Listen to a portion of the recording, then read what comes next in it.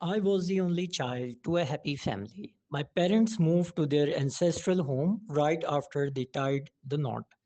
It was a gift from my grandpa. From the day they moved in, they started to feel that there was something wrong about that place. Not that some ghost came out of the closet, but the house had an eerie vibe to it just by the looks of it. It had no near neighbors, the street wasn't well lit, and most homes bore a medieval look. I was in sixth grade at the time. When I first stepped in there, I was delighted, like any child. The interior had this really aesthetic and playful look. I still remember the happy feeling.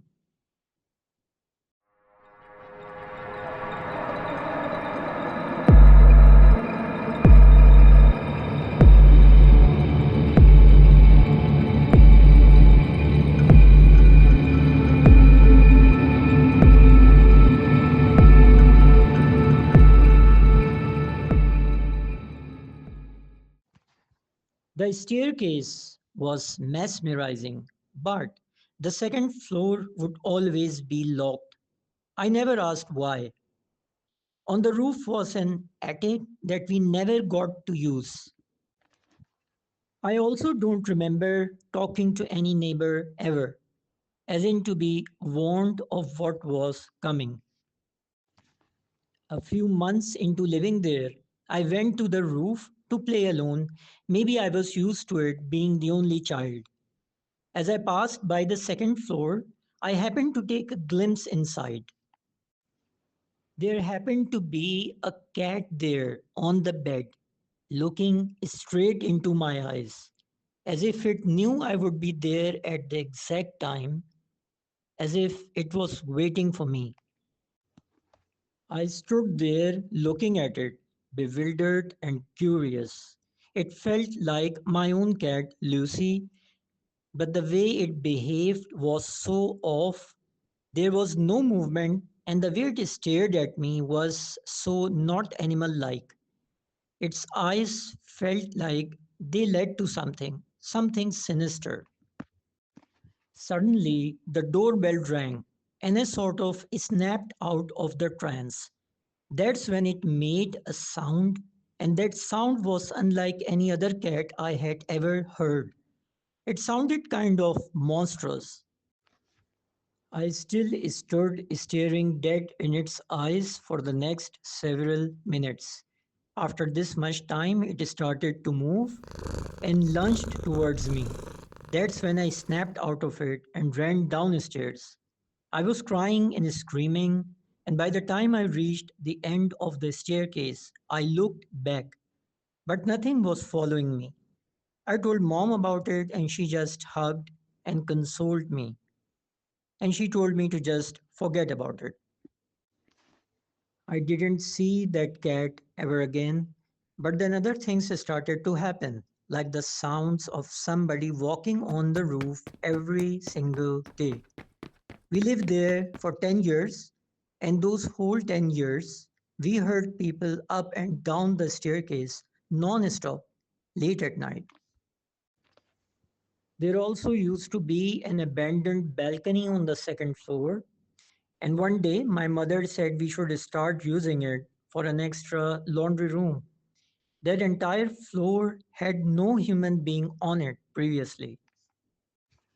One day I was talking to my grandma in the lounge when its door unlocked and opened, and it felt like someone came in.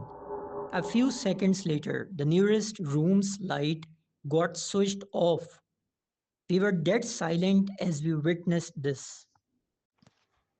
After a few minutes, I just went in the room and turned on the light again. Nothing happened. Even if air was to blame for the door opening, there was no way it could unlock on its own. That too, right before our eyes. The epitome of these incidents came one day. It was when I came face to face with a shapeshifter. I personally think there was at least one shapeshifter in that house. I very well remember I was in the sixth grade at the time. I was playing with a cousin when I felt hungry. I went to my mom and asked her about the lunch that day. She asked me to go check with my dad and what he had planned to eat. So I did. But surprisingly, I couldn't find him anywhere. Suddenly, I thought of the roof and the laundry room. I went there and saw my dad in there, his back turned against me. It felt like he was shuffling with something in the wardrobe near the lounge. This was few feet from where I had spotted the monster cat, better called Skinwalker. I asked him about the dinner, but there was silence.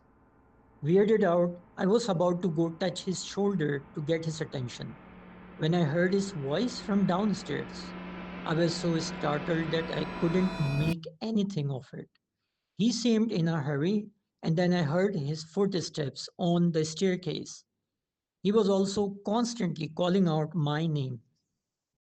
Suddenly, I felt a rush of fear down my spine. I gathered all the courage a 6-year-old could and looked back at the wardrobe. There was nobody there. I stood there questioning myself. Maybe I didn't look well enough. Maybe I mistook some clothes hanging for a person. My dad had come up by then and he saw me all pale. He asked me what was wrong, hugged me, and we went downstairs. I loved my dad even more than my mom. So the fright hit different in those moments. The same thing happened with my grandma. I went straight to her room to check on her after school, and that's what I would always do. Suddenly, I saw her passing by outside the room. I called out her name, but she did not turn around.